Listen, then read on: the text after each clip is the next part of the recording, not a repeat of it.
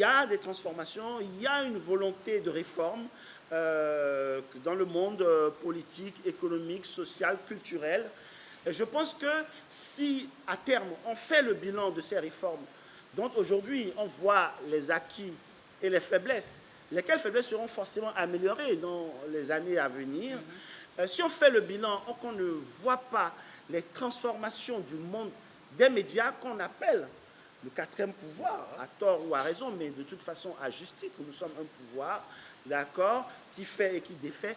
Si dans les années à venir, on ne voit pas les transformations, les réformes aussi dans cet écosystème, pour qu'on parvienne à une viabilité des entreprises de presse, pour qu'on parvienne à des journalistes qui vivent de leur métier et parce qu'ils ont le devoir d'alimenter le bien public, d'alimenter le droit de savoir du citoyen, si on ne parvient pas aussi à cette transformation-là, on aura échoué quelque part. C'est vraiment pour ça que je plaide et que je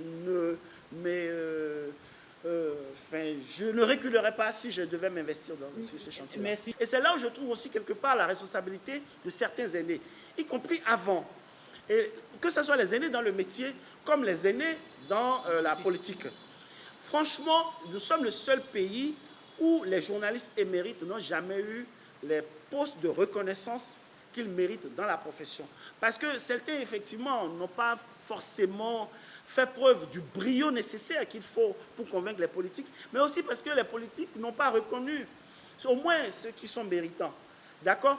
Au Burkina Faso, par exemple, à côté, c'est impossible que le président du conseil, du CNC, l'équivalent de Hague, ne soit pas un journaliste. C'est impossible que le ministre de la Communication et de l'Information ne soit pas un journaliste.